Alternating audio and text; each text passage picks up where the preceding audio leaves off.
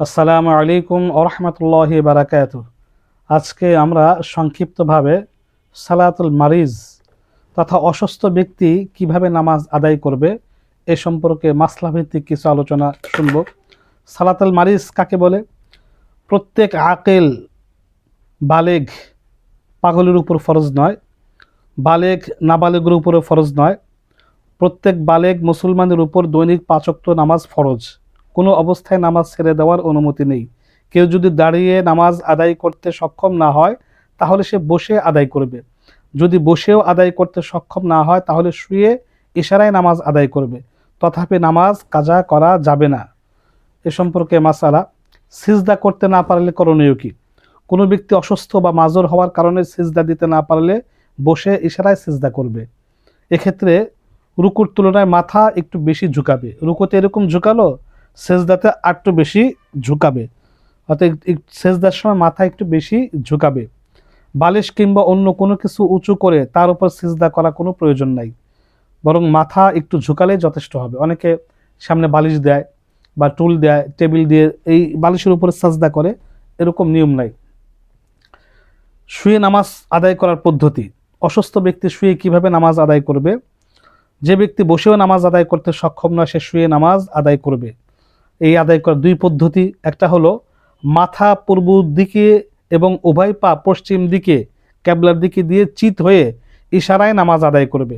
আর মাথার নিচে একটু বালিশ কিংবা অন্য কোনো উঁচু জিনিস দিয়ে মাথা উঁচু করে রাখবে। মাথা উঁচু করে পশ্চিম দিকে পা দিয়ে এবং এই এই পূর্ব দিকে মাথা দিয়ে মাথার নিচে একটু উঁচু বালিশ দিয়ে ইশারা করে এইভাবে নামাজ আদায় করবে। দ্বিতীয় পদ্ধতি হলো উত্তর দক্ষিণ কিংবা দক্ষিণ উত্তর করে কাত হয়ে শুয়ে কিবলার দিকে মুখ করে চেহারাটা এবং দেহটা কিবলার দিকে মুখ করে ইশারায় নামাজ আদায় করবে। এক্ষেত্রে চেহারা এবং সিনা উভয় কিবলার দিকে থাকবে। পুরোপুরি কাত হয়ে শয়ন করবে। ডান কাতে যেরকম শয় এরকম পুরোপুরি কাত হয়ে শয়ন করে ইশারার মাধ্যমে নামাজ আদায় করবে। যারা সামান্য সময় দাঁড়াতে সক্ষম তাদের জন্য করণীয়, যতটুকু দাঁড়াতে সক্ষম ততটুকু দাঁড়িয়ে আদায় করবে, বাকিগুলো বসে বসে বা শুয়ে শুয়ে ইশারা ইঙ্গিতের মাধ্যমে আদায় করবে। যে ব্যক্তির সর্বদা পেশাব, বায়ু কিংবা রক্ত ঝরতে থাকে, সব সময় ঝরতে থাকে, ইসলামী পরিভাষায় তাকে মাজুর বলে। মাজুর ব্যক্তি এক ওয়াক্তের জন্য অজু করে অন্য ওয়াক্তের নামাজ আদায় করতে পারবে না। এক ওয়াক্তের জন্য অজু করলো, নামাজের সময় যতক্ষণ থাকবে ততক্ষণ তার অজু থাকবে। যত বায়ু হোক বা পেশাব বের হোক বা কিছু বের হোক, তার অজু থাকবে। মানে তার বায়ু রোগ আছে, সবসময় বায়ু হয়, এরকম রোগী ব্যক্তি নামাজের জন্য অজু করলে নামাজের ওয়াক্ত যতক্ষণ থাকে, যতক্ষণ সে নামাজ পড়বে ততক্ষণ অজু থাকবে, বাকি নামাজ পড়া শেষ অজু থাকবে না। আবার অন্য ওয়াক্তের জন্য নতুন করে অজু করে নিবে। নামাজের মধ্যে নাক দিয়ে রক্ত পড়া শুরু হলে, নামাজ যদি এটা রোগ হয়, সবসময় এরকম হয়, তাহলে রক্ত পড়া অবস্থায় নামাজ আদায় করবে। আর যদি নামাজের পরে রক্ত পড়া বন্ধ হয়ে যায় তাহলে আর রক্ত না পড়ে পূর্বের নামাজটা পুনরায় আদায় করে নিবে। একবারে পাগলের উপরে নামাজ ফরজ নয়, সে শরীয়তের মুকাল্লাফও না, শরীয়তের বিধান তার উপরে প্রযোজ্য নয়। আচ্ছা,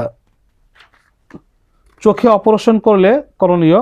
যদি কোনো ব্যক্তি চোখে অপারেশন করে, ডাক্তার যদি বলে অজু করা যাবে না, মাথা ঝুঁকানো যাবে না, তাহলে অল্প সময়ের জন্য সে নামাজ যদি কাজা করতে হয় কাজা করে পরবর্তীতে আদায় করবে। আর তা যদি এরকম না হয় তাহলে ইশারায় দিনদার ডাক্তার যদি বলে আপনি ইশারার মাধ্যমে নামাজ আদায় করবেন, তাহলে ইশারায় নামাজ আদায় করবে, ইশারা করে নামাজ আদায় করবে। বসে পড়তে না পারলে অবশ্যই দাঁড়িয়ে পড়বে। কোনো ব্যক্তি বসে নামাজ আদায় করতে সক্ষম না, তাহলে সে কিবলার দিকে পা দিয়ে আদায় করবে। তবে সুন্নত নফল নামাজ এত কষ্ট করে আদায় করতে হবে না। যারা ইশারায় নামাজ পড়ে বা নামাজ পড়ার বিধান রয়েছে তাদের জন্য সুন্নত আর নফল পড়া লাগবে না।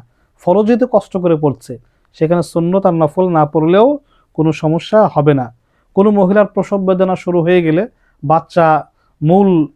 বাচ্চা জন্মের আগ পর্যন্ত সে উজু বা তাইমুম করে ইশারার মাধ্যমে নামাজ আদায় করতে হবে। আর যদি আদায় করতে না পারে পরবর্তীতে সে নেফাস থেকে পবিত্র হওয়ার পরে আদায় করবে। অপারক অবস্থায় নাপাক কাপড়ে নামাজ আদায় করা জায়েজ আছে। যদি কোনো ব্যক্তি মারাত্মক অসুস্থ হয়ে পড়ে এবং তার পরিধেয় বস্ত্র খোলা সম্ভব না, তাহলে সে নাপাক কাপড় পরা অবস্থায় নামাজ আদায় হয়ে যাবে। আর যদি কাপড় পরিবর্তন করা সম্ভব হওয়া সত্ত্বেও পরিবর্তন না করে থাকে তাহলে নামাজ আদায় হবে না, বরং পুনরায় ওই নামাজ আদায় করতে হবে।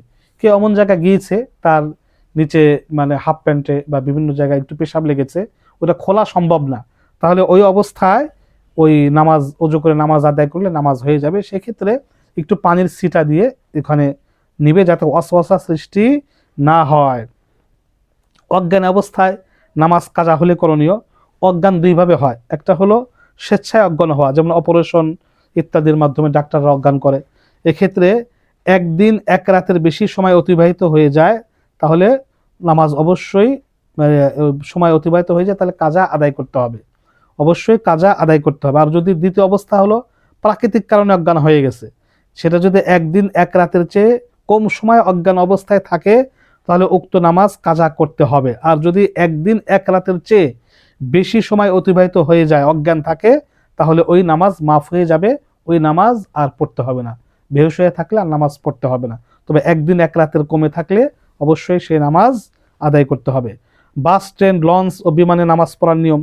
বাস, ট্রেন, লঞ্চ, স্টিমার, উড়োজাহাজ ইত্যাদিতে নামাজ পড়ার নিয়ম হচ্ছে প্রথমে দাঁড়িয়ে তাকবীরে তাহরিমা বাঁধার পর যদি পড়ে যাওয়ার আশঙ্কা থাকে তাহলে হেলান দিয়ে কোনো কিছু ধরে দাঁড়াবে, কিছুক্ষণ দাঁড়াবে, তারপরে যদি বসার প্রয়োজন হয় সিটে বসবে, তবে পিঠ কোনো অবস্থাতেই সিটের সাথে হেলান দিবে না। যদি হেলান দিয়ে চেয়ারে বসে বা বাসে বসে হেলান দিয়ে সিটে হেলান দিয়ে বা চেয়ারে হেলান দিয়ে যদি নামাজ আদায় করে তাহলে সে নামাজ হবে না। হেলান দেওয়া ছাড়া সিটের একটু সামনে এগিয়ে গিয়ে বা চেয়ার থেকে একটু সামনে এগিয়ে গিয়ে বাকি নামাজ আদায় করবে। অর্থাৎ দাঁড়িয়ে নামাজ পড়া ফরজ, প্রথমে দাঁড়িয়ে অল্প একটু সময় শুরু করবে, তারপরে বসে যাবে। এইভাবে বাকি নামাজ সেজদার মাধ্যমে হোক বা ইশারার মাধ্যমে হোক আদায় করবে।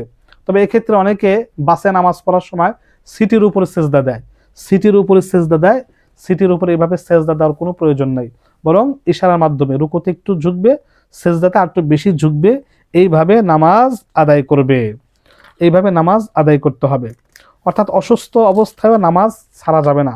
মহানবী সাল্লাল্লাহু আলাইহি সাল্লাম অসুস্থ অবস্থায় নিজ রুমে বসে নামাজ আদায় করেছেন, সাহাবীদের কাঁধে ভর দিয়ে মসজিদে গিয়ে নামাজ আদায় করেছেন। আল্লাহ রসুল হুশ আসার সাথে সাথে সে নামাজ আদায় করে নিয়েছেন। সাহাবায়ে কেরামও বেহুশ অবস্থায়ও নামাজ আদায় করেছেন। অর্থাৎ কোনো অবস্থাতে নামাজ ছাড়া যাবে না। অসুস্থ অবস্থায় যেভাবে নামাজ পড়া প্রয়োজন, যেভাবে সুবিধা, ওইভাবে অবশ্যই নামাজ আদায় করতে হবে। আমিন।